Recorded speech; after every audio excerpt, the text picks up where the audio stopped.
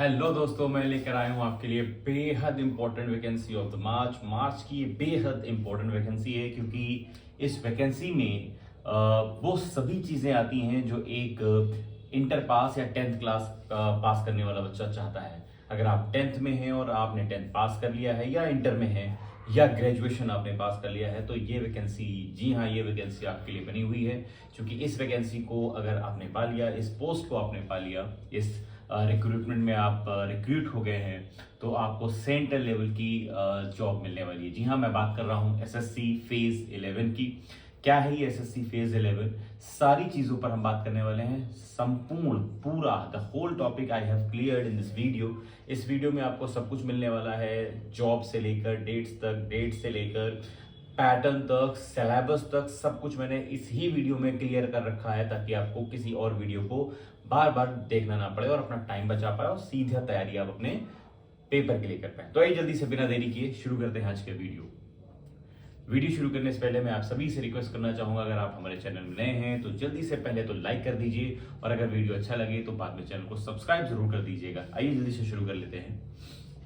ये आज के इस वीडियो में हम बात करने वाले हैं एसएससी सिलेक्शन पोस्ट फेज 11 2023 की। तो इसमें जो हम बात करने वाले हैं कितने पॉइंट्स पर, देखिए सबसे पहले पॉइंट पर हम बात करेंगे एसएससी सिलेक्शन जो पोस्ट है, एक ओवरव्यू जो मैंने लिया हुआ है सभी चीजों का, एक ग्लांस वो इस सेक्शन में आपको मिलने वाला है। और बात करें हम एसएससी सिलेक्शन 2023 एग्जाम डेट की, इसकी एग्जाम डेट क्या है, नोटिफिकेशन डेट क्या है, पेपर की डेट क्या है और फॉर्म भरने की डेट क्या है, सभी चीजों की बात डेट वाइज हम इस सेक्शन में बात करने वाले हैं।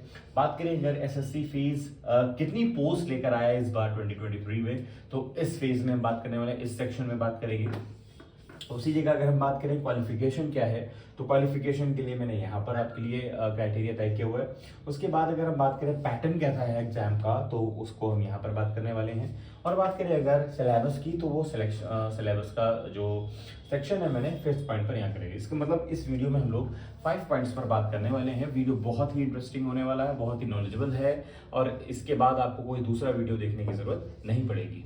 तो सबसे पहले मैं आप सभी को होली की मुबारकबाद, शब बारात की मुबारकबाद देना चाहता हूं और इसके बाद मैं उम्मीद ये करता हूं कि आप सभी अच्छे होंगे, स्वस्थ होंगे और अपनी पढ़ाई जारी रखे होंगे। तो वीडियो की शुरुआत में सबसे पहले हम बात करेंगे एक ओवरव्यू की। जब ओवरव्यू की बात करते हैं तो इन सभी 5 पॉइंट्स में अगर एक ही सेक्शन में हमको बात करना हो तो वो ये ओवरव्यू है। देखिए इसमें क्या है कि जो फेज 11 है, सबसे पहले आप बात करिए एसएससी की स्टाफ सिलेक्शन कमीशन, इसका नाम होता है।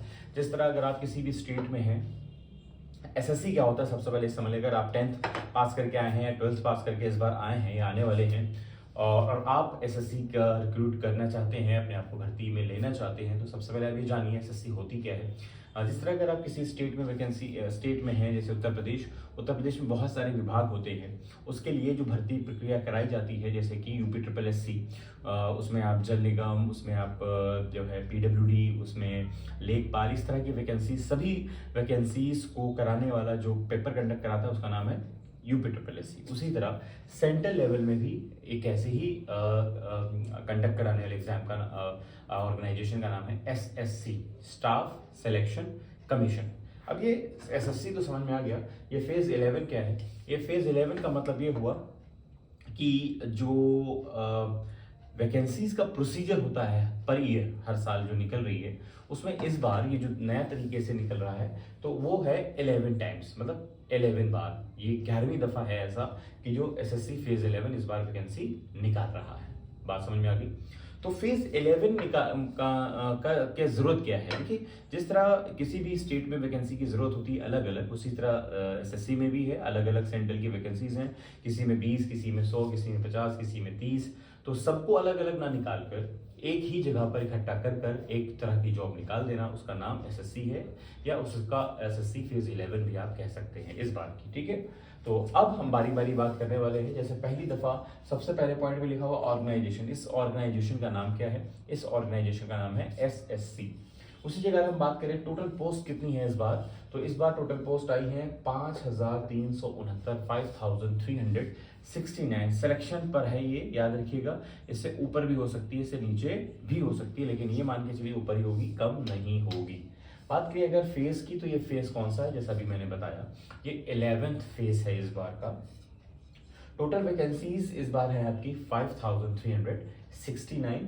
बात करें कैटेगरी की, कौन सी वैकेंसी हैं, क्या प्राइवेट हैं कि गवर्नमेंट हैं कि संविदा पर हैं, कैसी हैं, तो मैं आपको बता दूं ये गवर्नमेंट जॉब्स हैं ओनली, ठीक है। बात करें अगर एप्लीकेशन मोड की, तो ये किस तरह आपको फॉर्म भरना है। ये फॉर्म आपको भरना है ऑनलाइन मोड पर है, ये ऑफलाइन नहीं भरा जाएगा, ये कंप्यूटर बेस्ड ही आपको मिलेगा। वहां पर आप फॉर्म भरिए और वहां से अपना प्रिंट आउट ले सकते हैं। बात करें अगर रजिस्ट्रेशन डेट्स की, तो ओवरव्यू मैं आपको बता रहा हूँ 6 मार्च यानी परसों से ये फॉर्म शुरू हो चुके हैं। आप जल्दी से जल्दी त्योहार के साथ साथ इसका भी ख्याल रखिए और फटाफट जल्दी से भर दीजिए, क्योंकि अभी अभी साइट धीरे धीरे ओवरलोड हो जाती है और फिर हैंग कर जाने की वजह से लास्ट डेट में बच्चों के फॉर्म छूट जाते हैं। तो इसलिए मैं आपको सलाह दूंगा फटाफट आप जल्दी से भर लीजिए। बात करें अगर इसकी लास्ट डेट की, तो 27 मार्च 27 मार्च इसकी लास्ट डेट है। बात करें अगर एलिजिबिलिटी की, कौन कौन से बच्चे इसको फॉर्म को भर सकते हैं। अगर आपने 10th कर रखा है या आपने 12th कर रखा है, 12th पास हैं, 10th पास हैं या ग्रेजुएशन पास हैं, तो आप इसको भर सकते हैं किसी भी स्ट्रीम से। इंडिया के किसी भी वैलिड यूनिवर्सिटी से आपने ग्रेजुएशन कर रखा है तो आप इस फॉर्म को भर सकते हैं। सिलेक्शन प्रोसेस कैसा होगा, रिटन एग्जाम होगा नहीं होगा, बेशक बिल्कुल ऑफ कोर्स रिटन एग्जाम होगा। रिटन एग्जाम के बेस पर ही आपका फाइनल सिलेक्शन यहाँ पर तय किया जाएगा। बात करें अगर सैलरी की, तो सैलरी यहाँ पर 5200 से लेकर 34,800 है। याद रखिएगा 10th 12th और ग्रेजुएशन की डिग्रियां आप लगाते हैं, उसी हिसाब से आपको जॉब मिलेगी, उसी हिसाब से आपका पेपर होगा, उसी हिसाब से आपको सैलरी भी मिलेगी। तो ये देखिए मैंने आपको पहला पॉइंट जो ओवरव्यू था वो क्लियर करा दिया है। अब धीरे धीरे हम सभी पॉइंट्स पर बात करने वाले हैं। अब की हम बात करने जा रहे हैं एग्जाम डेट्स की, जो इंपॉर्टेंट डेट्स हैं एसएससी ने जो रिलीज की हैं उस पर आइए हम सबसे पहले बात कर लेते हैं। जब हम बात करेंगे एसएससी की इंपॉर्टेंट डेट्स की, तो सबसे पहले देख लीजिए नोटिफिकेशन कब आया है। तो जो एसएससी फेज 11 का नोटिफिकेशन आया है वो आया है 6 मार्च 2023 की, मतलब परसों ही ये नोटिफाई हुआ है और ये नोटिफाई होने के बाद शुरू हो चुका है। बात करें अगर दूसरा इंपॉर्टेंट सेक्शन ऑनलाइन एप्लीकेशन कब से शुरू हो रहा है इसके, तो ऑलरेडी शुरू हो चुके हैं। जिस दिन नोटिफिकेशन आया था उसी दिन इसका फॉर्म भी शुरू हो गया 6 मार्च को।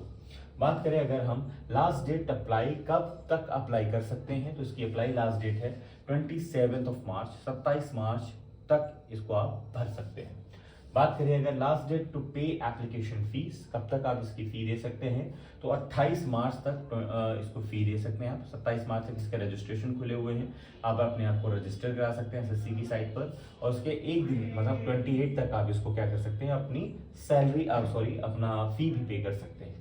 बात करें अगर आप last date to generate offline challan, अगर आप ऑफलाइन चालान इसको जनरेट कराना चाहते हैं तो इसकी भी 28 तारीख ही लास्ट डेट है। Last date to payment through challan 29 March, मतलब जो लोग ऑनलाइन नहीं पे करना चाहते हैं, चालान के थ्रू पे करना चाहते हैं, उनके लिए 29 मार्च 2023 तक की डेट है। और अगर आपसे फॉर्म भरते समय इस तरह की कोई भी प्रोसीजर में कोई गलती हो जाती है तो आपके लिए एक डेट रखी गई है, उसका नाम है 3 से लेकर 5 अप्रैल तक। 3 से 5 अप्रैल के बीच में आपसे अगर फॉर्म भरते वक्त कोई भी गलती हुई है तो आप अपने आप को एरर फ्री कर सकते हैं, सही कर सकते हैं। क्योंकि जैसा आप फॉर्म भरते हैं, जब आपका बाद में सिलेक्शन हो जाता है तो फिर आपको ये डीवी में आपको ये दिखाना होता है, जो कि बहुत प्रॉब्लमेटिक हो जाता है। इसलिए आप सुकून से अच्छे से बहुत ही इत्मीनान के साथ अच्छे से फॉर्म भरिए ताकि कोई भी गलती ना हो। फॉर्म वाले से कतई ना भराइएगा, या तो भरवाइएगा तो खुद बैठकर अपने आंखों के सामने भरवाइएगा, कोई गलती ना होने पाए, वरना बाद में बियर झेलना आपको ही पड़ेगा। इसीलिए आयोग क्या करता है कि आपको करेक्शन की भी तारीख दे रहा है, 3 से 5 अप्रैल के बीच में होगा। अगर कोई गलती हो तो उसे जरूर सुधार लें। एग्जाम की डेट क्या दी गई है, एग्जाम की डेट दी गई है जून और जुलाई के बीच में ये एग्जाम होना संभावित है, एक्सपेक्टेड है। तो ये 2 पॉइंट्स आपने क्लियर किए। अभी हम बात करने जा रहे हैं एसएससी फेज 11 की पोस्ट कितनी आई हुई है। तो टोटल पोस्ट जैसे कि मैंने आपको बताया है 5369 है। तो वो डिवाइडेड कैसे है जरा देख लीजिए जल्दी से। बात करें अगर एससी कैटेगरी के शेड्यूल कास्ट की तो टोटल 687 पोस्ट है उनके लिए। बात करें अगर शेड्यूल ट्राइब की तो उनके लिए 343 जॉब्स हैं। बात करें अगर अदर बैकवर्ड क्लासेस ओबीसी की तो 1332 उनके लिए हैं। और यूआर के लिए अनरिजर्व के लिए 2540 जॉब्स हैं।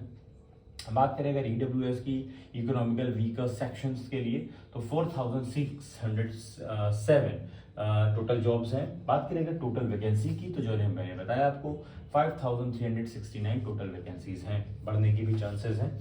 तो ये 3 पॉइंट्स उम्मीद है आपको क्लियर हो गए होंगे और आपने अब तक चैनल को वीडियो को जरूर लाइक कर दिया होगा और चैनल को सब्सक्राइब भी कर दिया होगा। चलिए जल्दी से अब 4th सेक्शन की तरफ हम बात कर लेते हैं। जो हमारा 4th सेक्शन है वो क्वालिफिकेशन पर है कि कौन कौन से बच्चे इसको फॉर्म को भर पाएंगे। जो ओवरव्यू मैंने अभी दिया था पहले वो अब यहाँ पर डिटेल में ले लीजिए। देखिए अगर आप मैट्रिक पास हैं, मतलब 10th लेवल आपने कर रखा है, पास हैं, तो अभी आप इसका फॉर्म भर सकते हैं। बात करें अगर इसकी अगर आपने इंटरमीडिएट पास कर रखा है, 10+2 पास कर रखा है, तो भी आप इसको भर पाएंगे। अगर आपने ग्रेजुएशन पास कर रखा है, किसी भी बैचलर डिग्री को ले रखा है अपने पास वैलिड यूनिवर्सिटी से, तो भी आप इस फॉर्म को भर पाइएगा। अभी हम बात करने जा रहे हैं 5th सेक्शन की, जिसमें हम पैटर्न पता करेंगे कि पैटर्न जानेंगे किस किस पैटर्न के हिसाब से एग्जाम लिया जाएगा आपका रिटन एग्जाम जो होगा।